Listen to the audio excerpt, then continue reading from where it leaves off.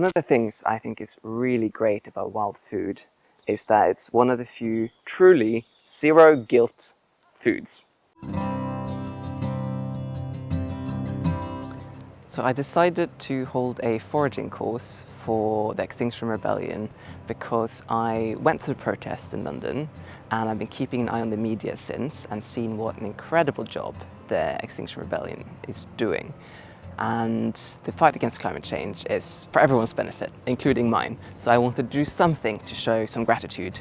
And because I'm a foraging instructor, holding a foraging course for them was something I knew how to do. Also, I thought it would be quite fitting to equip people with the skill to pick their own zero carbon emission food.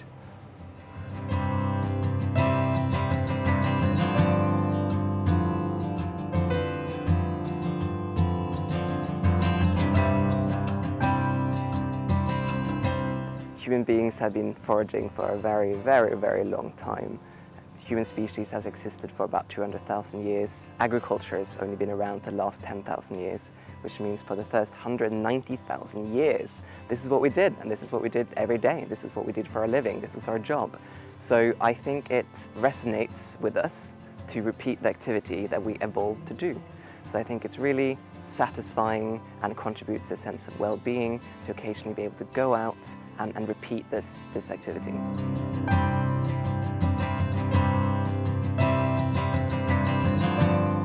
So this is a plant that I think most people have probably had a run-in with, for good or bad. It's a stinging nettle. It's very well known as an edible, and it's incredibly nutritious. It knocks spinach out of the water, really. And that's the case for a lot of wild plants. They tend to be really, really nutrient dense. And why is that? Why would wild plants in general be more nutrient dense than cultivated vegetables you buy in the store? Well, it's because cultivated vegetables have undergone hundreds of years of selection to turn them into what we want them to be. But unfortunately, we haven't been selecting for nutrition as much as we've been selecting for size, sweetness, reduced bitterness. So we've created vegetables that are bigger, but don't contribute as much to our health as wild plants would do. There's so many reasons for why foraging is so satisfying. And one of those reasons, for me at least, is the sense of independence that you get. I think it's profoundly satisfying to know that you can find food, which is the most fundamental of requirements for survival, regardless of what happens. So the wild environment will always be there for you. So if you know how to find your food in nature, that's something no one can take away from you, and it will always be there. And I find that very comforting and very satisfying. This is the Hawthorn Tree.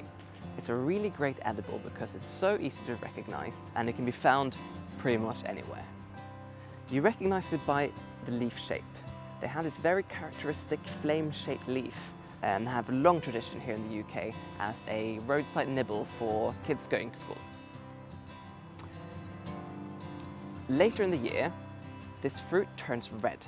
When it turns red, it's ripe and it's edible. The fruit pulp is a little bit on the dry side, but if you knead the fruit in between your hands, the fruit pulp comes off the seed, and then you can dry that, and it makes a really tasty apple-flavored snack. Learning to forage changes the way you see the natural environment around you. If you don't know the plants you're looking at, you tend to see a hedgerow or a park as a wall of green. But learning to know these plants make you see your natural environment at greater resolution. Once you know the plants and know what they're used for, you don't just see this wall of green stuff. You see goosegrass, you see hedge mustard, you see hawthorn, you see stinging nettle. And I think this shift in how you see the nature around you also makes you value your natural environment more. It makes destruction of the habitat less acceptable to you because you get this sense of loss, because these are plants that you know and plants you have interacted with. And this sort of shift in mindset is something that I really try to encourage. When we harvest wild foods, we typically don't even kill the plant we're harvesting. We typically just pick the tip of a shoot, or some fruits, or some flowers, and eat those. So the plant just keeps on living and doing its thing.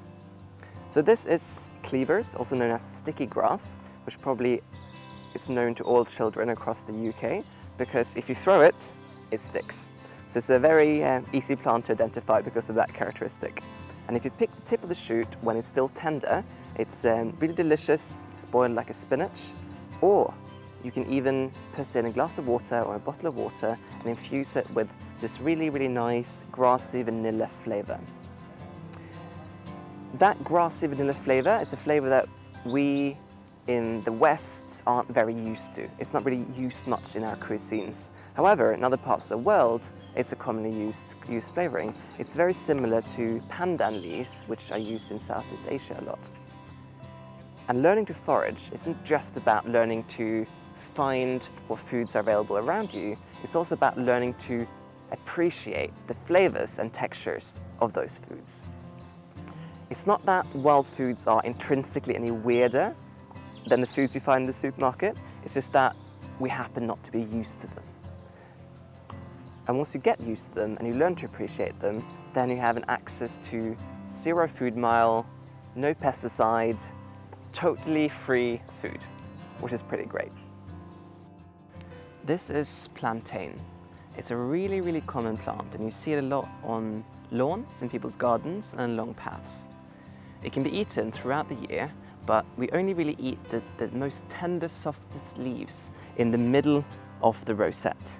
The bigger leaves can be a bit tough and a bit bitter. Typically, boil it, use it like spinach, or add it to cooked dishes like stir fries or lasagnas. They're quite easy to recognize because they have very distinct parallel veins that run up along the leaf. And what's very typical for the plantain family of plants is that the leaf veins are kind of stretchy. So sometimes when you pick them, you're left with a little bit of stretchy leaf vein sticking out from the stem. And sometimes when you pull the leaf apart, you can also see that these veins protrude from the broken edge. And that's a very diagnostic feature of the plantain family, and that helps you know that you've identified the right plant. Since the last time I was here, this huge willow tree has fallen over, probably because of the wind. And it's always really sad to see a tree fall. But with willow, they usually produce long straight shoots coming up from the ground where they're broken. And those shoots are really good for making baskets. So I'll come back here next spring to see if there's anything I can gather to use for making baskets. This here is a really wonderful plant. It's called hedge garlic, and you can find it almost anywhere. Like the name suggests, it has this really nice garlic scent, and sometimes you can actually smell it before you see it when you're walking through the woods. We're now in late July, and it's actually a really good time to be looking at this plant because at this moment we can find both young leaves from new plants that have germinated this year, and we can find the older plants from earlier this spring. And that's interesting because both the young leaves can be used. You can chop them up raw in salad or use it to flavor cooked dishes. But you can also use the older plants. You can eat the little flower clusters, or you can harvest the seeds that you find inside these little spikes here, grind them up with oil to make your own mustard. So at this time of year, we can actually harvest every stage of this plant. Getting out among the trees and looking for your own food is almost like a natural antidepressant. You have to slow down, and you have to look at what's around you, and you have to go with the rhythms of nature. And what's available when, you couldn't change even if you tried to. So you just have to slow down and use what's there when it's there.